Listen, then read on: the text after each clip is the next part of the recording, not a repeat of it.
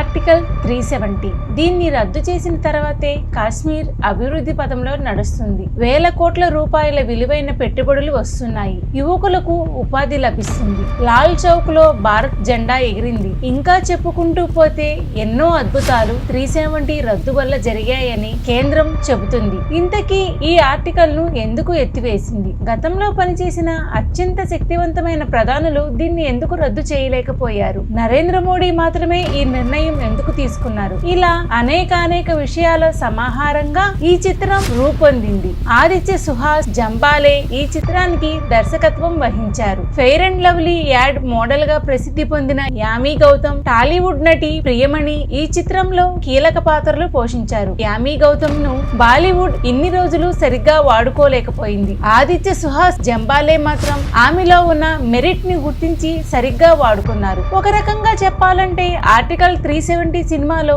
యామి గౌతమ్ విశ్వరూపం చూపించింది. ఇక ఈ సినిమాలో ఎటువంటి ఉపోద్ఘాతాలకు పోకుండా దర్శకుడు నేరుగా ప్రారంభ సన్నివేశం నుంచే కథను చెప్పడం మొదలుపెట్టాడు. ఆ తరువాత నేరుగా సినిమా కథలోకి తీసుకువెళ్లాడు. కాశ్మీర్ లోని ఓ మాజీ టీచర్ కొడుకు ఖురాన్ వని ఆచూకీకి సంబంధించి పోలీసులు రంగంలో దిగగా కొంతమేర సమాచారం తెలుస్తుంది. అక్కడ ప్రభుత్వం జూనీ అనే ఇంటెలిజెన్స్ పాత్రను ప్రవేశపెడుతుంది. ఆ పాత్రను యామి గౌతమ్ పోషించింది. ఆ యువకుడిని పట్టుకునే ఆపరేషన్ మొత్తం ఆమె చేస్తుంది. ఈలోగా అనేక పరిణామాలు చోటు చేసుకుంటాయి. ఖురాన్ వని ఎన్కౌంటర్ జరుగుతుంది. ఇదే సమయంలో కేంద్ర ప్రభుత్వం ఆర్టికల్ 370 రద్దు మీద తర్జన భర్జనలు పడుతూ ఉంటుంది. దీనిని ప్రధానమంత్రి కార్యాలయంలో పనిచేసే రాజేశ్వరి పర్యవేక్షిస్తూ ఉంటుంది. ఈ పాత్రలో ప్రియమణి నటించింది. ఆర్టికల్ 370 ఎత్తివేత, దాని వెనుక జరిగిన కసరత్తు గురించి దర్శకుడు అత్యంత సంక్షిప్తంగా ప్రేక్షకులకు అర్థమయ్యేలా వివరిస్తాడు.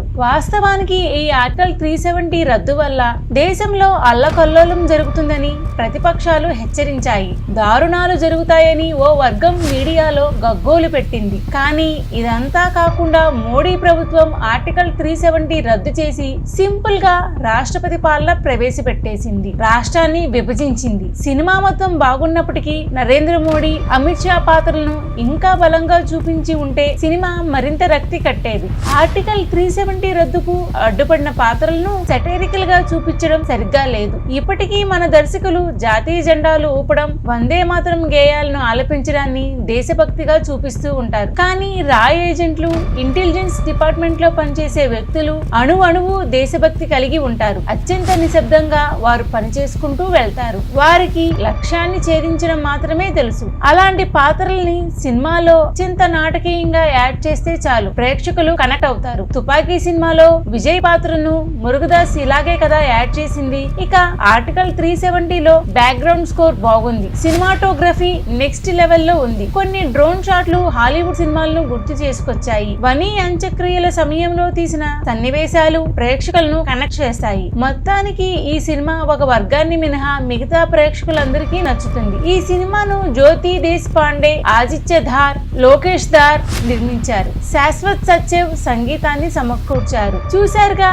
ఇవి ఆర్టికల్ 370 లో మూవీ విశేషాలు. ఈ వీడియో కనుక మీకు నచ్చినట్లయితే లైక్ చేయండి, షేర్ చేయండి. ఇలాంటి మరిన్ని ఇంట్రెస్టింగ్ మూవీ విశేషాల గురించి మా ఛానల్ ని సబ్స్క్రైబ్ చేసుకోండి.